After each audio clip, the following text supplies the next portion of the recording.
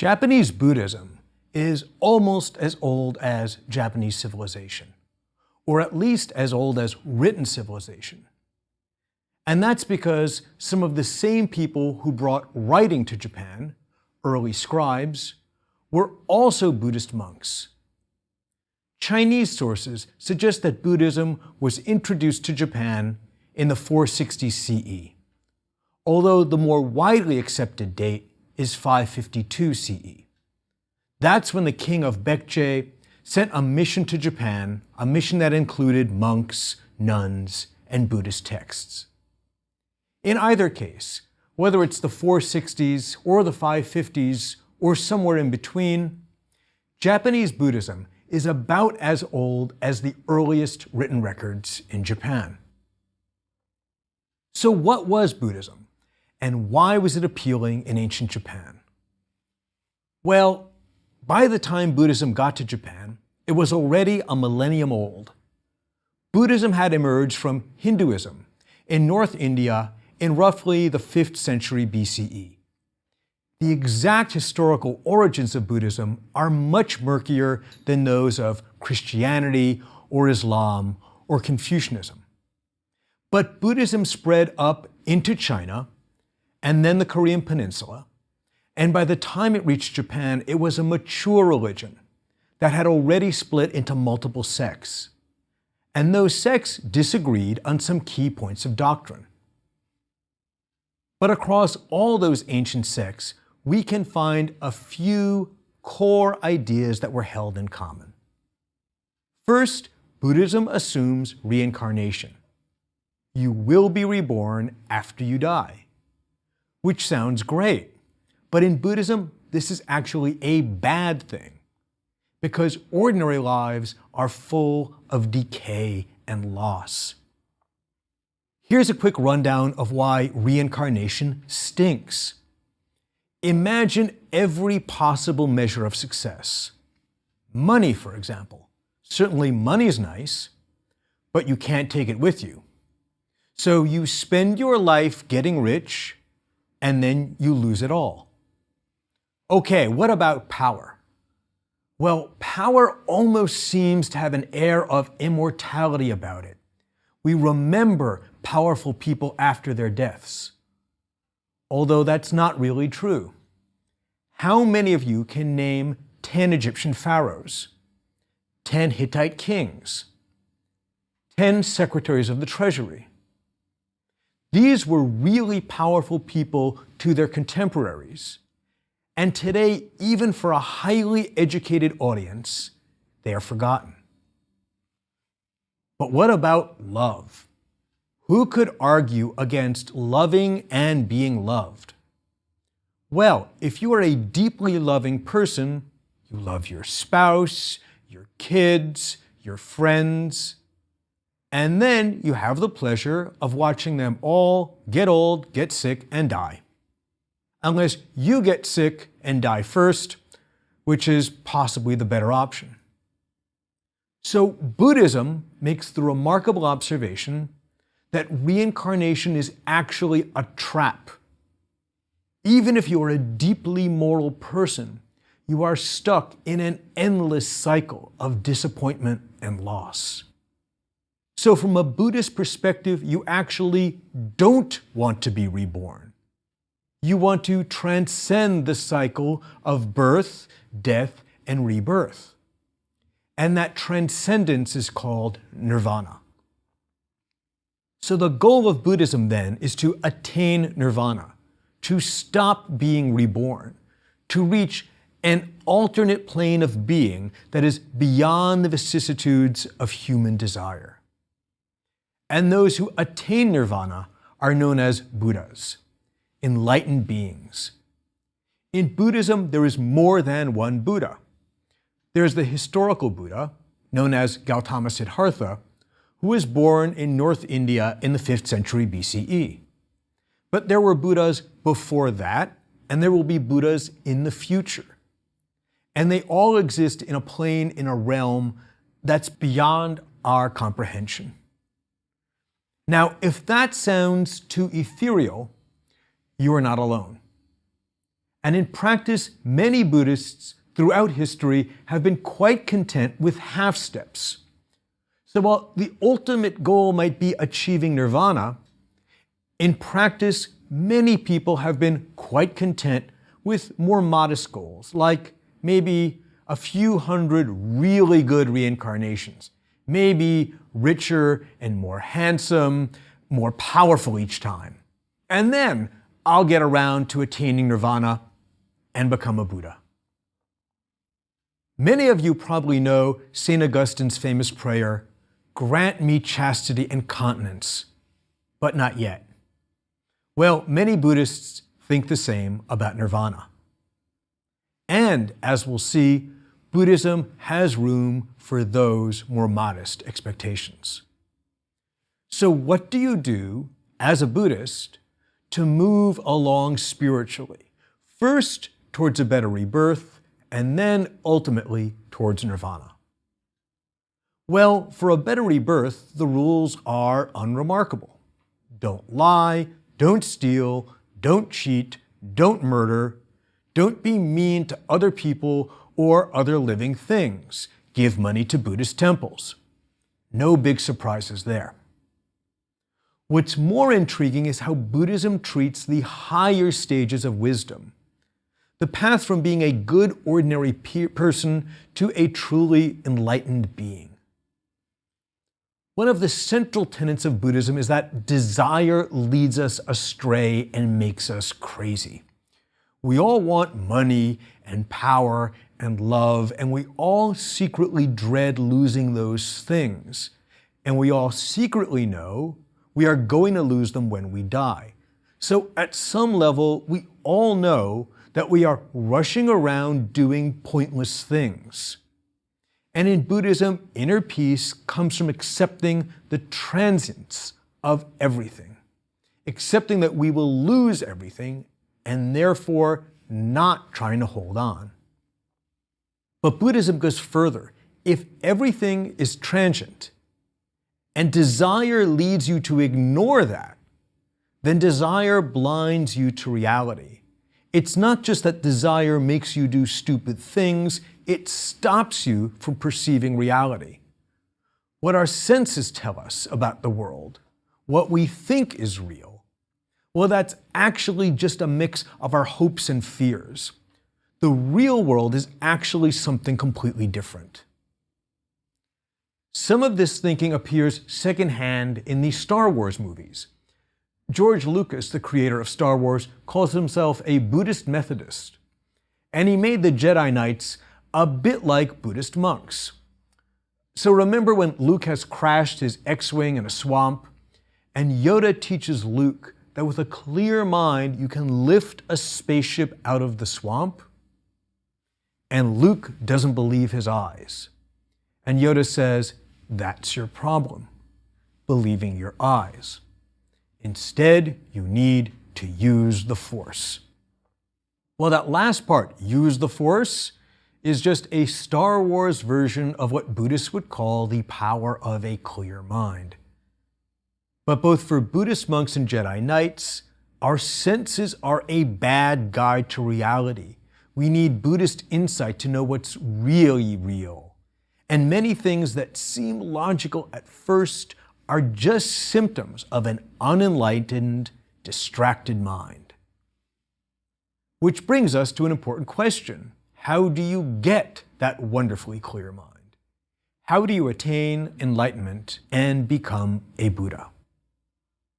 Well, in ancient Japan, that path to Buddhist wisdom was overwhelmingly associated with monastic life, monasteries and abbeys.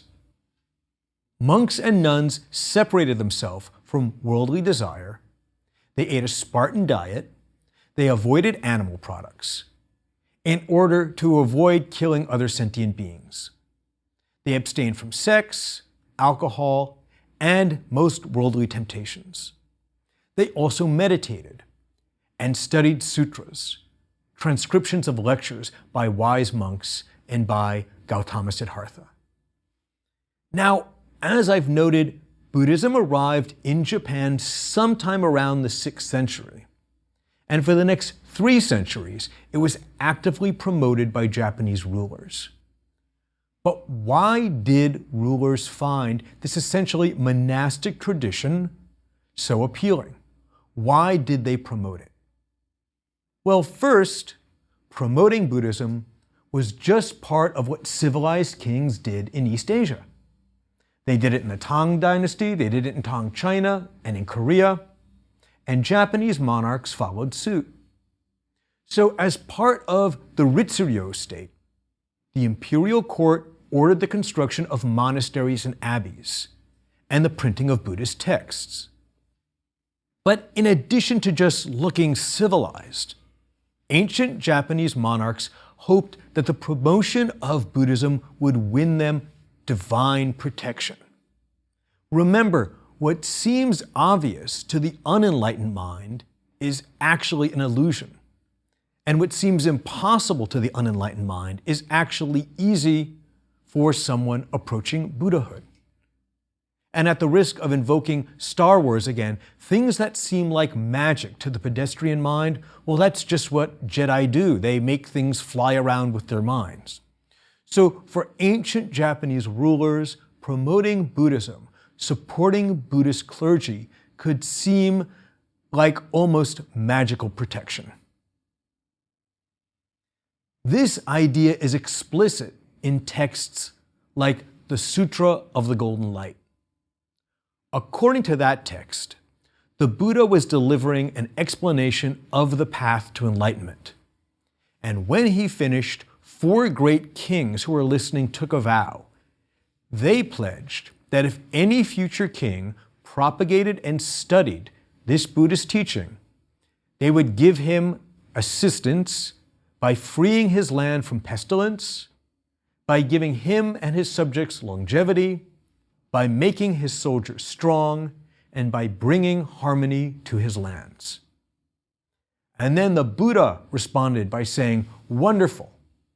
And in addition to your vows of protection, studying this sutra and disseminating it will also help the king by making his ministers work together in harmony, making his officials generous rather than covetous, and winning respect for his government." So this sutra guarantees good things in 2 ways. The first is quasi-magical. Heavenly kings will protect you.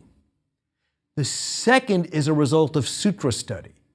It makes the government ministers moral, honest, and compassionate, and that leads to better government.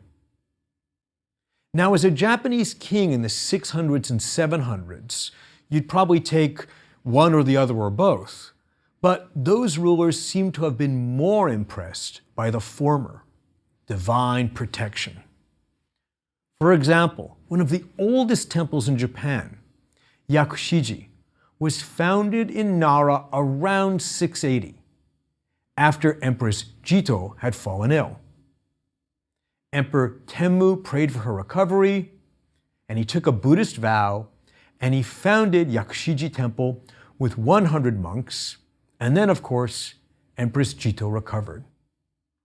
And in a similar spirit, Emperor Shomu, who commissioned the Great Temple of Todaiji, in the mid-700s, he ordered the construction of a temple in each provincial capital in order to stop a series of crop failures and plagues.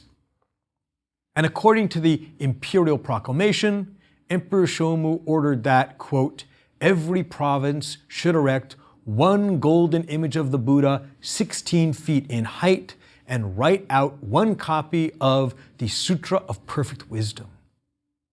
Well, what was the result of these imperial orders? Well, remarkably, because Shomu promoted Buddhism in this way, quote, the wind and rain were orderly and the 5 crops grew abundantly. In fact, since the Buddha statues worked so well, Shomu then ordered that each province erect a 7-story pagoda and write out a copy of the Sutra of Golden Light and the Lotus Sutra.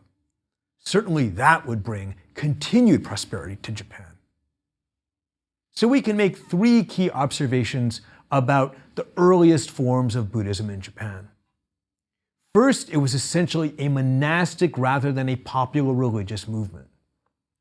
Second, its spread was catalyzed by direct support from Japanese rulers.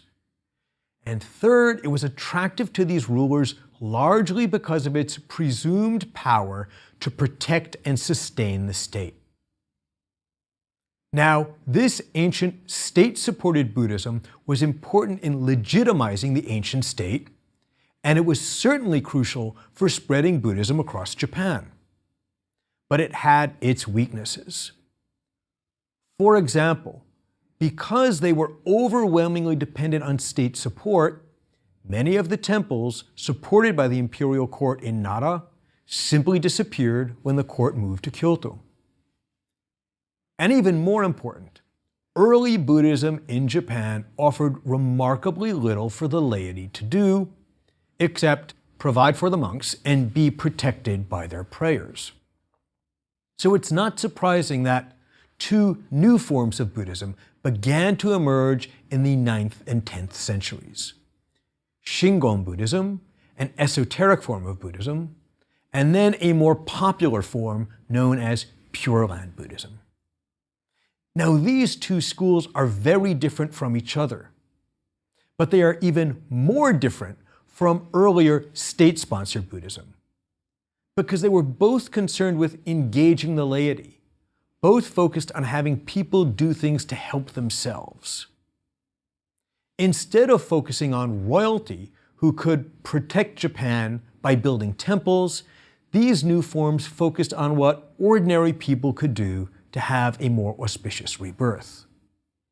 And unlike the earliest forms of state-sponsored Buddhism, both Shingon and Pure Land Buddhism are very much alive in Japan today. So let's consider Shingon first. Shingon was founded by the monk Kukai, who's often considered Japan's first important Buddhist writer. Kukai traveled to China in the early 800s as part of a government-sponsored mission. He studied there and was deeply impressed by esoteric Buddhism.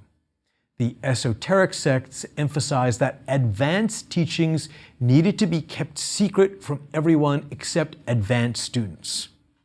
Certainly there were ceremonies and services that anyone could observe, but many deeper truths required extensive prior training and initiations. You can't just skip ahead to lesson 14. In that way, Kukai's Shingon school is similar to Tibetan Buddhism. And at the core of Shingon thought is the idea that Buddhist truth is difficult to apprehend. Kukai argued that words alone simply cannot capture Buddhist insight.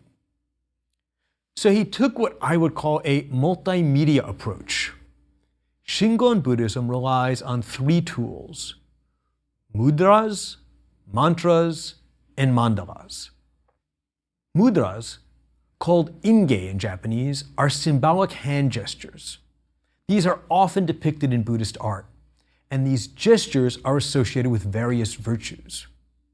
For example, a basic mudra is the gesture of hands resting in each other with thumbs touching. This symbolizes a correct attitude and a deep state of meditation.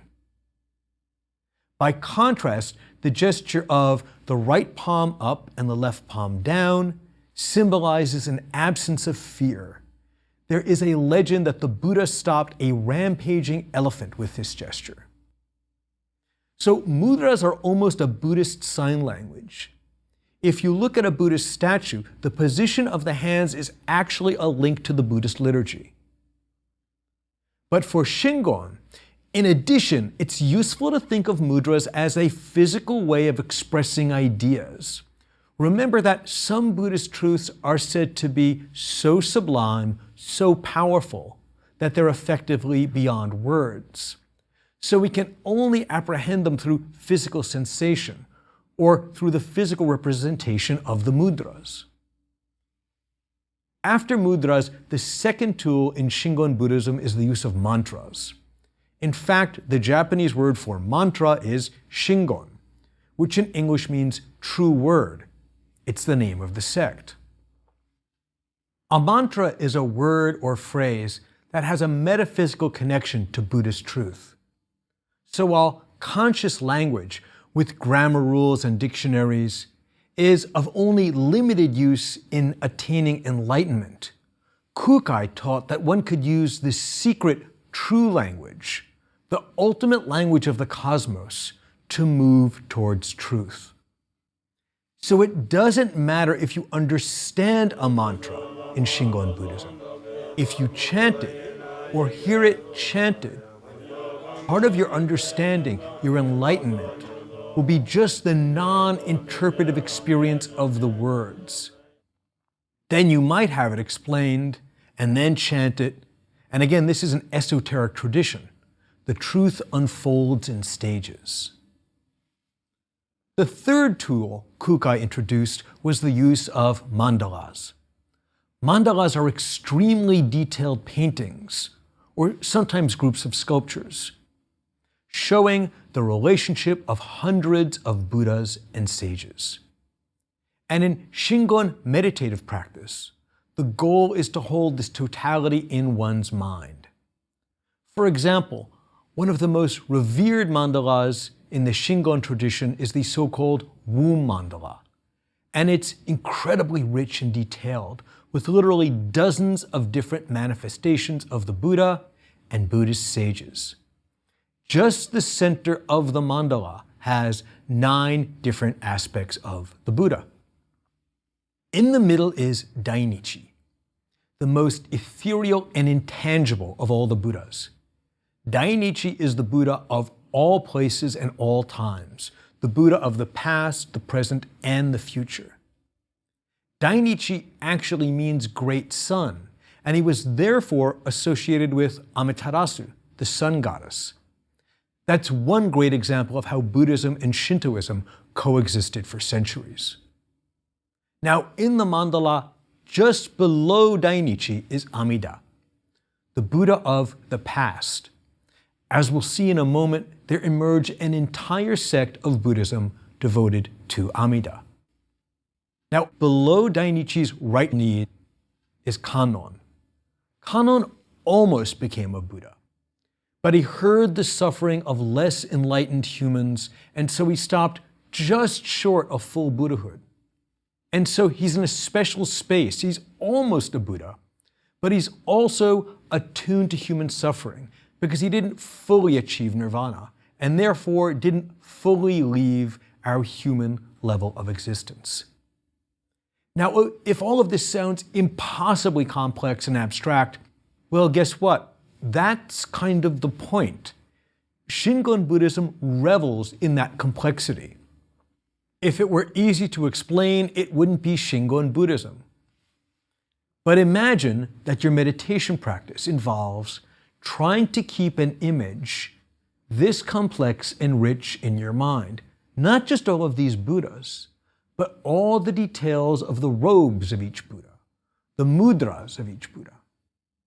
So clearly, Shingon Buddhism is strikingly different from Zen. In Zen, the goal is to clear your mind to think about nothing. In Shingon, you push out the distractions of the secular world by putting in complex images of the celestial world. Now, because Shingon Buddhism was so abstract, so demanding, it still assumed that only monks could fully master these abstract insights and move to higher levels of enlightenment. But this vision of deep and profound truths was compelling enough that Shingon was able to survive without state support. Wealthy patrons agreed to support Shingon, and in return they could watch Shingon ceremonies. And if you ever get the chance to observe a Shingon Goma fire ritual, do so. The chanting and the huge flames have a trance-inducing power. It's compelling even if you don't understand a word of the chanting, which again is part of the point of Shingon. We need to add mystical experiences to our basic sense of reason. And Shingon patrons could also be buried in Shingon cemeteries, and that ensured a more auspicious rebirth. And as a result, the Shingon Spiritual Center at Mount Koyasan, is a truly remarkable place. First, it's beautiful. It's a forested mountain temple complex with huge ancient trees. But it's also a microcosm of Japanese history, because the Shingon graveyard is a sort of who's who of Japanese history. Starting in the 800s and continuing to the present day, there are grave sites for some of the most powerful and storied families in Japanese history, including imperial courtiers and great warlords, and then modern institutional grave sites, like the corporate memorial sites for the Nissan Motor Corporation and the Japan Professional Photographers Society. That one is easy to spot. There are photos etched in the granite. So while the ideas of Shingon Buddhism are indeed incredibly abstract, powerful patrons have wanted to be a part of that tradition for over 1,000 years. But now, I want to draw a striking contrast with Shingon, the most ethereal of Japanese Buddhist traditions, because the Heian period also saw the birth of one of the most accessible forms of Buddhism, Pure Land.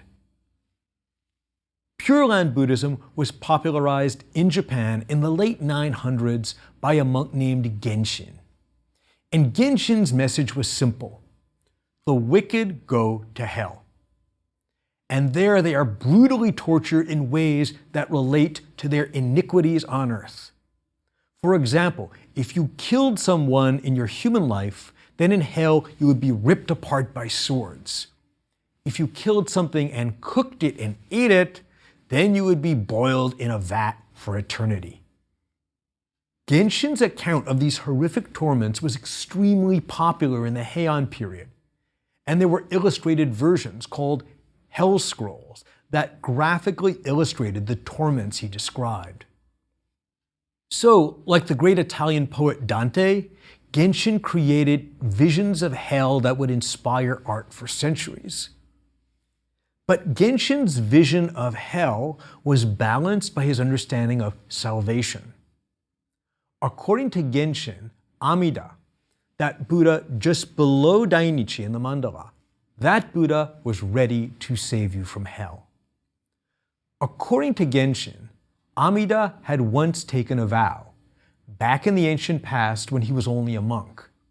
And he vowed that as part of his own path to Buddhist enlightenment, he would ease the suffering of any human who called out to him for help.